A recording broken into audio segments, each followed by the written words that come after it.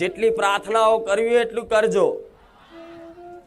એક એક પ્રાર્થનાનો, એક એક કાહુડાનો હિસાબ કરી અને તમારા ઘરના આંગણે ઓટા ફેરા ના કરું તો હું મારું નામ રોમવારી મેલડી નહીં. તમારા દરેક ના ઘેર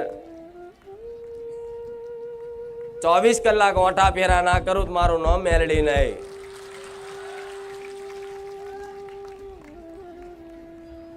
સોલંકી પેઢીની બહુચરના ખાતાની ઉગતા પોરની મેલડીશ, રોમવારી મેલડીશ, ખુખાર મેલડીશ. સોલંકી પેઢીની ખાતાની એક પ્રધાન માતા છું. રાજા કોણ કહેવાય? બહુચર. એની જોડે એક પ્રધાન હોય અને રાજા ક્યારે કામ કરવા ના જાય, રાજાના હુકમથી પ્રધાન કામ કરે તો કદાચ બહુચરના હુકમથી હું મેલડી કામ કરવા વાળી બેઠી છું. પણ ભલે પ્રાર્થના કરો બહુચરને તોય હું મેલડી કામ કરીશ. પ્રાર્થના કરો મન મેલડી તોય હું કામ કરીશ. પ્રાર્થના કરો મારા રોમને તોય હું મેલડી કામ કરીશ. જેમ કે ગાદીનું કદાચ રાજપાટ સંભાળવાની જવાબદારી મારી મેલડીની લીધેલી છે. તો આજ કદાચ બારેજા ધામ જે ભાવિક ભક્તો શ્રદ્ધા અને વિશ્વાસથી આયા છે ને,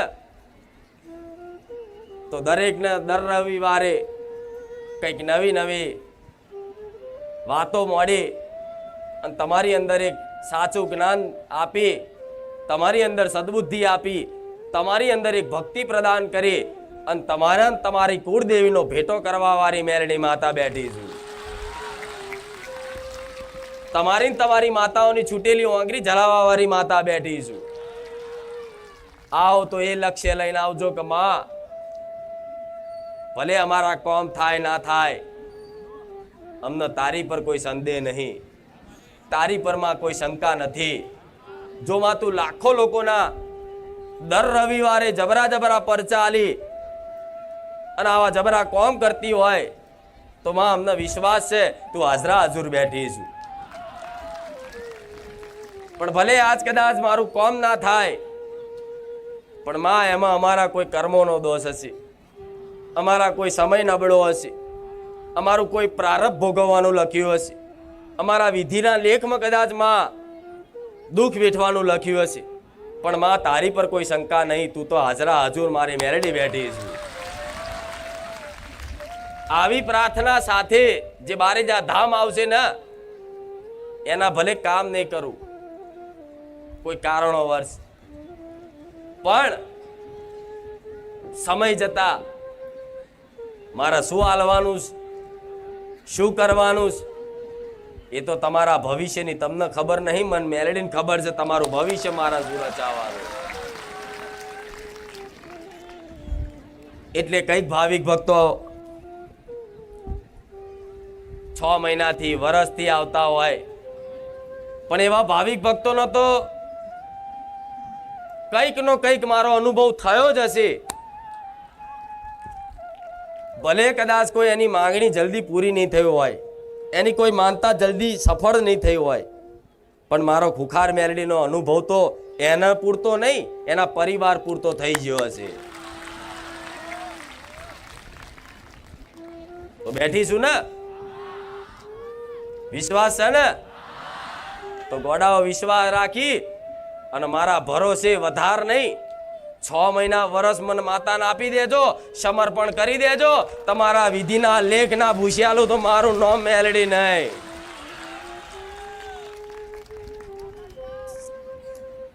સુખ દુઃખ તો જીવનમાં આવતું જતું રહેશે. પરિવર્તનશીલ સંસાર છે, કોઈ વસ્તુ સ્થાયી રહેતી,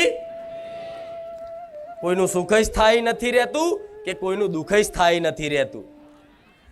જોઈ લો દરેકના જીવનમાં જેણે જેણે આ ધરતી પર જન્મ લીધો છે ને, એના સમયના ચક્ર પરિવર્તન ના આધારે એના સુખ દુઃખ વેઠવા પડે ને. તમે ઈચ્છા ના કરો ને તો તમારી ઈચ્છા વિરુદ્ધ તે તમારા ઘેર દુઃખ આવી જશે. તમે ઈચ્છા નહીં કરો ને કે માં સુખી થઈ જઈએ તો કદાચ થોડો સમયગાળો રાહ જોઈ અને કોઈ પણ માતાજી ભગવાન પ્રત્યે તમને વિશ્વાસ હોય એના શરણે એના વિશ્વાસના આધારે કદાચ થોડો સમય કાઢી લો તો આપે રૂપે સુખ તમારા ઘેર આવે.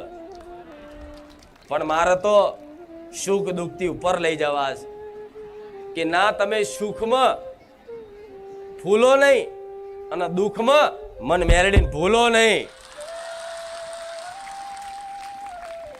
એટલે થોડી રાહ જોડાઈ છે. કેમ કે જો 1, 2, 5 રવિવારમાં બધું સુખ આપી દઉં ને તો માણસની અંદર એક છુપાયેલો અહંકાર હોય છે. દરેકની અંદર જેને પોતાનું અહંકારનું જ્ઞાન ના હોય પણ દરેકની અંદર છુપાયેલો એક અહંકાર હોય છે. તો કદાચ બારેજા ધામ આવો ને તો પ્રાર્થના એવી કરવાની કે માં સુખ આપું તો ભલે આપતી, રૂપિયા આપું તો ભલે આપતી, માન સન્માન આલું તો માં ભલે આપતી, પૈસા ગાડી બંગલા આપું તો માં ભલે આપતી, તારી મરજી તારી કૃપા. પણ માં એટલી પ્રાર્થના કરીએ છે જોડે કે માં હવે આવા સુખમાં કોઈ દાડ અભિમાન ના કરીએ, માં ભૂલીએ નહીં, એની સંભાળ રાખજે. દરેક દેવી શક્તિની ઈચ્છા હોય, દરેક માતાજીની એવી ઈચ્છા હોય, એવી આશા હોય કે એના ભક્તને દુનિયાના સુખ એના શરણમાં મેળવી દે. માં તો કરુણામય કહેવાય, દયાનો સાગર કહેવાય, મમતામય કહેવાય. એની અંદર કોઈ દયાનો પાર નથી. પણ જે તમે સુખની આશાએ આવો તો નાના મોટા મારા ધોમમાં કામય થાય છે દરેકના. જો કામ ના થતા હોય તો દાડે દાડે આવા મેરા થાય. કંઈક ની કંઈક વાતે કંઈક ના કંઈક અનુભવ દરેકના હશે. એમને તમે બારેજા ધામ નથી આયા. આટલો સમયગાળો કદાચ કોઈ જગ્યાએ તમે નહીં હાલતા હોય, લગ્ન પ્રસંગમાં જાઓ, ગમે ત્યાં જાઓ, બાર ગામ જાઓ, કોઈ મહેમાન નતા જાઓ, પણ જેટલો સમય બારેજા ધામ ટકીન આપો છો ને એટલો સમય કદાચ તમે બીજે ક્યાંય નહીં આપતા હોય. તો દરેક માતાજીની ઈચ્છા છે કે દરેક સુખી થાય. લો હું તો આશા રાખું છું, જોડે એવા આશીર્વાદ આલું છું, જોડે મારા રામને પ્રાર્થના કરું છું તમારા વતી કે હે રામ, હે નાથ, મારા ધામમાં આવેલા કોઈ દુખિયારા નિરાશ થઈ ના જાય એની સંભાળ રાખજો. દરેકનું ભલું કરજો, દરેકનું કલ્યાણ કરજો. તમારા વતી હું મેરડી માતા, હું રોમવારી મેરડી મારા રોમને પ્રાર્થના કરું છું. પણ મારે જે આપવું છે એ શું આપવું છે હજુ તમને ખબર? એવી વસ્તુ આપવું છે કે એ પામ્યા પછી તમને કોઈ ઈચ્છા માગણી ના રહે, બસ બધું આવી ગયું. તે જગતમાં શું છે? મારા જેવી માતા તમારા ઘેર બેઠી છે ને, એ જાગતી જ છે. હું જેમ જાગતી જ્યોત છું ને, જેમ હું પ્રચારધારી છું ને, જેમ મને સાક્ષાત માનો છો ને, એવી સાક્ષાત બેઠેલી તમારા દરેકના ઘેર અલગ અલગ નામે ઓળખાતી અલગ અલગ માતાઓ દરેકના ઘેર જાગતી જ્યોત બેઠી છે. તમારા વતી તમારી માતાઓને કહીશ, એને હાથ જોડીને વિનંતી કરીશ કે તારી વસ્તી જો મારા પારે આવતી હોય અને તારી વસ્તી પર જો કદાચ મને મેરડીને દયા આવતી હોય તો થોડી દયા તારી આવી વસ્તી પર કરી દેજે.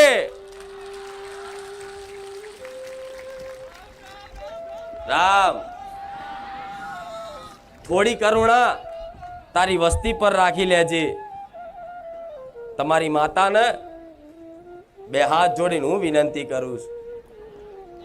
કેમ? ભલું કરશે તમારી માં કરશે. કુળનો દીવો જ્યાં સુધી રાજી નહીં થાય ત્યાં સુધી દુનિયાની કોઈ માતા તમારું ભલું નહીં કરીએ. કાતો વિશ્વાસ રાખજો. આજ કદાચ થોડા ઘણા કામ તમારા હું કરતી હોય ને તો તમારી કુળદેવીની રજાથી કરતી હોય, તમારી માતાના એક ભલામણથી કરતી હોય, તમારા વતી થોડા એને વિનંતી કરી અને તમારા કામ કરતી હોય. અને જો તમારી કુળની માતા એમ કે હા મારી વસ્તીનું આ કામ કરજે, ત્યારે મારા જેવી મેલડી કામ કરે, નકર હું બેકાર. તમારા કુળના દીવા આગળ હું બેકાર.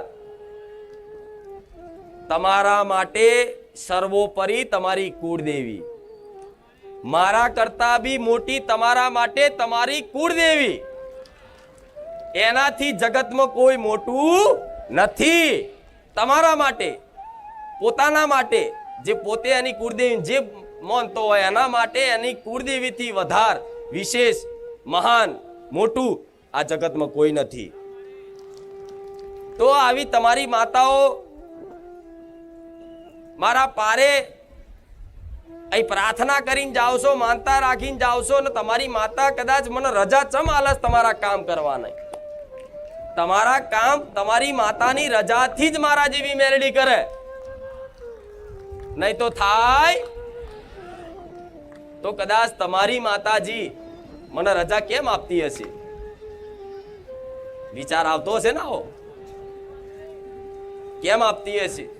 કહું, તમારી માતા મને માતા કામ તમારા કામ કરવા માટેની રજા એટલે આલે છે કે તમારી માતાનું હું મેરડી વચન આલું છું કે મને 1 2 4 કામ કરવા દે, ના થતા હોય એવા કામ કરવા દે, જબરા પરચા હલવા દે, મને સપને જવા દે, મને થોડા ઘણા લાડ કરવા દે, થોડો ઘણો મને પ્રેમ બતાવવા દે. પછી તારી વસ્તીને કદાચ તારી વસ્તીની અંદર એક સાચી ભક્તિ કરવાની શક્તિ આલી, સાચું જ્ઞાન આલી, સાચી સમજણ આલી, અને જીવન કઈ રીતે જીવવું એની દિશાનો માર્ગ બતાવી અને તારી વસ્તીની તારી જોડે ભેટો ના કરી આલું તો મારું નામ મેલડી નહીં. એટલે દરેકને એવો અનુભવ થાય છે કે માં અમે 100 ભૂવા કર્યા, કોઈ કે માં 200 ભૂવા કર્યા, કોઈ કે માં 500 ભૂવા કર્યા, પણ માં આ કામ કોઈનાથી નતું થતું, પણ માં તારા પારે આવવાથી અમાર 15 દાડામાં થઈ ગયું. માં બહુ આરણ કારણ કર્યા, બહુ મૂળા જોડા બાંધ્યા, પણ માં કોઈનાથી આ કામ નતું થતું, પણ માં તારા પારે આવી અને મહિના, હવા મહિના, 2 મહિના, 3 મહિના જેનું જેવું કામ એ પ્રમાણના સમયગાળામાં જલ્દી જલ્દી થઈ ગયું. તમે વિચારવા પર મજબૂર થઈ જાઓ કે આ કામ ખુખાર મેરડીએ જ કર્યું છે, એવું કામ કરી આલ્યા. તો કેમ? તમારી માતા મારી પર ભરોસો છે કે જો કદાચ મારી વસ્તી બારે ધામ જાય છે ને તો આ સોલંકી પેઢીની માતા મારી વસ્તીને ખોટો માર્ગ નહીં બતાવે. મારી વસ્તીને એમની શ્રદ્ધાના આસ્થાને સાથે અને કોઈ ચેડા નહીં કરે, કોઈ ખિલવાડ નહીં કરે. મારી વસ્તીને બારે જા ધામમાં કોઈ લૂંટવામાં નહીં આવે, એમને કોઈ પૈસાથી ખંચેરવામાં નહીં આવે. ઉપરથી બારે જા ધામમાં મારી વસ્તી જશે ને તો થોડું ઘણું દેવી શક્તિનું જ્ઞાન થશે, ભક્તિનું જ્ઞાન થશે.